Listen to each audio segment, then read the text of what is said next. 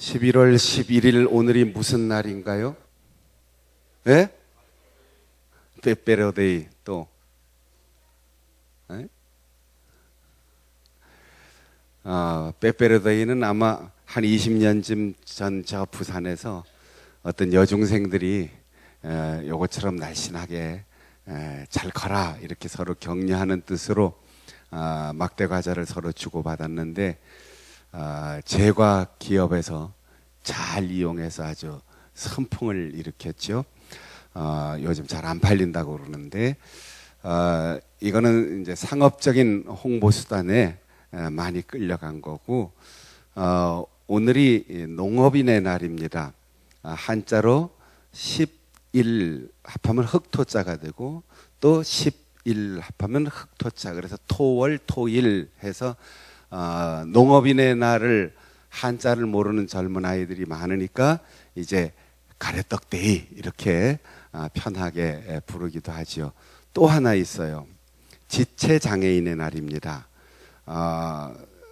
몸이 불편하고 또 다치고 또 선천성 장애로 고통하는 우리의 지체장애인들이 일자 두 다리를 쭉 펴고 건강하게 살아갈 수 있는 행복한 날이 될 수 있도록 서로 도와주는, 그래서 오늘이 지체장애인의 날이에요. 또 하나 있어요. 오늘이 3년째 2017년부터 시작된 서점의 날입니다. 서점의 날. 11 이렇게 된 것이 서가에 책꽂이에 책이 꽂혀 있고 책 사러 서점에 쭉 들어가는 사람들의 모양이다. 이래서 오늘 서점의 날이에요. 그래서 오늘은 큰 서점들마다 많은 행사들을 하고 또 문화관광부에서는 책 읽기에 여러 가지 공헌한 사람들 표창도 하는데, 빼빼로데이는 잊어버리시고 오늘 중요한 우리의 가장 중요한 먹을거리를 생산하는 우리 농가를 위해서 도시에서 감사하는 마음으로 벼농사를 짓고 보리농사를 짓고 가축을 기르고 그리고 과일을 기르고 꽃을 기르는 많은 분들에게 감사하는 마음, 또 우리 이 사회가 장애인과 비장애인 모두가 어우러서 건강하게 차별 없이 살아가는 그런 나라가 될 수 있도록 우리가 옆에 있는 약한 사람들에게 조금 더 관심을 갖는 날, 그리고 이 가을에 적어도 책 한 권씩은 읽도록, 요즘 좋은 책들이 많이 나왔어요. 연꽃과 십자가 뭐 이런 좋은 책들도 나왔으니까 읽으시고 또 다른 사람에게도 권하시고, 다른 교회에서는 제가 선물도 안 했는데 책 잘 읽었다 그러고 서점에 가서 살려고 그러니까 책이 품절됐다고 주문했다고 또 사서 선물했다 이러는 사람들도 있는데, 우리 교회에서는 좋은 소식이 저한테 안 와서 우리 교인들은 책을 너무 많이 가져가셨나 생각이 들어요.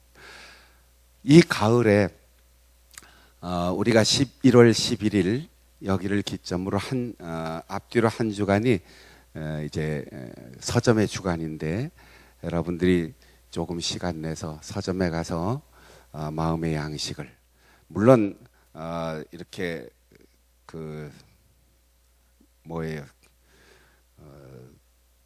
출판된 책 말고 이북으로도 책을 볼 수 있는데 인터넷이나 컴퓨터 화면으로 글을 읽으면 내 지식이 잘 안 됩니다. 정보는 되는데 마음속에 정서에 와서 기억되거나 자기 것으로 체화되질 않아요. 그러니까 반드시 인쇄된 글로 읽어야 그 글이 내 인격이 되고 내 삶이 됩니다. 그래서 오늘 책 얘기를 하는 거예요. 여러분 속에 뭐가 들어있는지를 우리가 잘 짐작할 수 없어요. 저 사람은 저 클에 물리냐, 그러면 속을 잘 안 비친다는 거죠. 어떤 사람은 눈빛만 봐도 벌써 다 다 아는데 어떤 사람은 가만히 한참을 얘기해도 속을 알 수가 없는 거죠. 특별히 이 바다가 없는 고장 출신들은 속을 잘 모르겠대요. 그래서 어느 동네 사람이 서울 와서 코를 베었는데 그 충청도 가서는 그냥 다 벗겨졌다 그러잖아요. 속을 모르겠다는. 오늘 에스겔 선지자를 불러서 하나님께서 뭐라고 말씀하셨냐면 두루마리를 보여주시면서, 그것도 하나님의 손에 들려있는 두루마리를 보여주시면서 이걸 먹어라. 물론 지금은 이게 책이에요. 옛날 그 고대 사회에는 종이가 없었기 때문에 가죽으로 된 두루마리, 가죽을 얇게 피고 무두질을 한다 그러죠. 두드려서 아주 지금의 종이처럼 얇게 해서 거기다가 먹으로 글을 쓰고 그것을 축을 붙여가지고 이렇게 말아놓는 거지. 이게 책입니다. 그 다음에 이제 이집트 나일 강가에 있는 파피루스라고 하는 풀, 그 풀을 두드려서 얇게 펴서 말려가지고 지금의 종이 비슷한 걸 만들었는데, 그것을 가죽이나 혹은 파피루스를 낱장으로 접어서 묶어가지고 만든 것을 이제 책이라고 표현했습니다.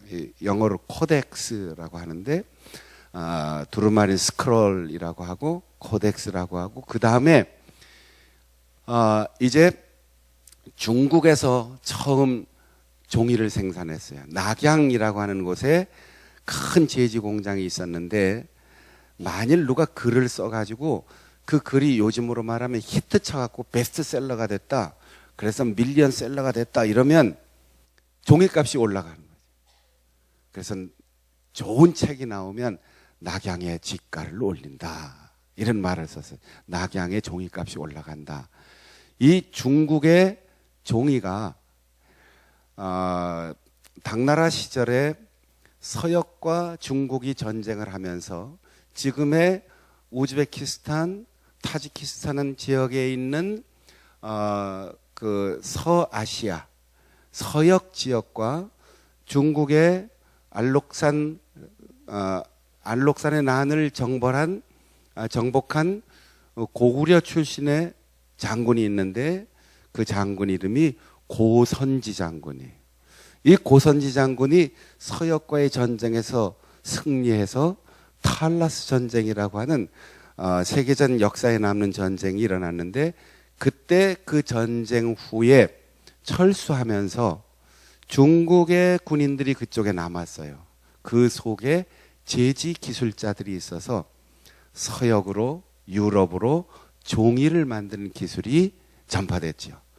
그래서 이쪽에서는 종이라고 하지만 저쪽 유럽 쪽에서는 나일 강가에서 풀을 엮어 만들었던 파피루스하고 똑같은 거구나, 그래서 페이퍼라고 이름을 붙였지요. 그래서 종이가 이제 동양에서 서양으로 넘어가고, 스크롤 두루마리 시대에서 코덱스 책의 시대에서 그 다음 이제 종이책 시대가 열렸던 겁니다. 그 사이에 두루마리와 종이책 사이에 가죽이나 파피루스로 만들었던 그 책을 가리켜 두루마리, 혹은 디모데 후서에 나오는 바울 사도의 편지에 있는 것처럼 가죽으로 만든 책, 이런 이제 인쇄물, 직접 필사한 것이지만 이런 책들이 돌아다니기 시작했습니다. 하나님께서 에스겔 선지자에게 환상을 보여주실 때 두루마리를 보여주셨는데, 오늘날로 말하면 책을 보여주신 거죠. 그 두루마리가 굉장히 길 수도 있어요. 그리고 두루마리에 글을 쓸 때는 거의 안쪽에만 쓰고 그 글이 속으로 들어가도록 말아요. 그런데 오늘 글을 보면 두루마리 안팎으로 글씨가 다 있어요. 하나님께서 하실 말씀이 기가 막히게 많으신 거죠.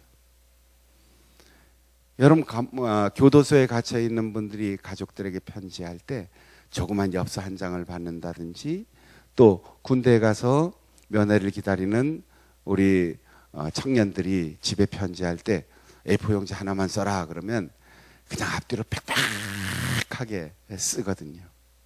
종이가 모자라는 거예요.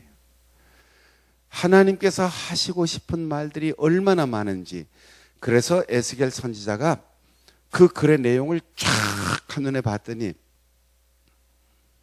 슬픔의 노래, 아이고 죽었다, 저주의 글, 이런 것들이 쫙 써 있는 거지요. 내용을 보니까 슬프고 아프고 답답하고 소름이 끼치고 절망감을 느낄 수밖에 없는 그런 내용들이 쫙 써 있는데, 누구를 향해서냐면 자기가 속해 있는 자기의 민족, 사랑하는 자기의 조국 이스라엘에 대한 재앙의 기록이 있는 거지요.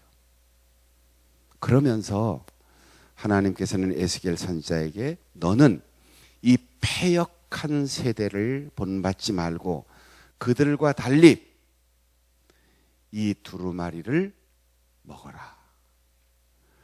패역이란 말은 반항한다, 거스린다, 항거한다 그런 뜻이에요. 순종하지 않는다는 뜻이에요. 하나님께서 선지자를 통하여 그렇게 말씀하셨는데 이스라엘은 듣지 않았어요. 하나님께서 글을 써서 지금 율법서 두루마리를 성전에 그리고 제사장들의 손에 들려주어서 수없이 말씀을 전했는데 그들은 외면했어요. 읽지 않았어요. 고개를 돌렸어요. 그리고 자기에게 듣기 좋은 얘기만 듣고 하나님의 말씀을 듣지 않았어요. 하나님께서 에스겔 선지자에게 너는 그 거스르는 세대, 말씀에 불순종하는 세대와 달리 이 두루마리를 먹어라 그랬어요. 여러분, 참된 신앙과 거짓 신앙의 차이는 말씀을 대하는 태도의 차이입니다. 교회를 잘 나오느냐, 예배 시간을 잘 지키느냐, 성경을 규칙적으로 읽느냐, 성경 공부를 잘 하느냐, 설교를 귀 기울여 듣느냐, 다 중요하지만 맛보기로 보는 게 아니에요.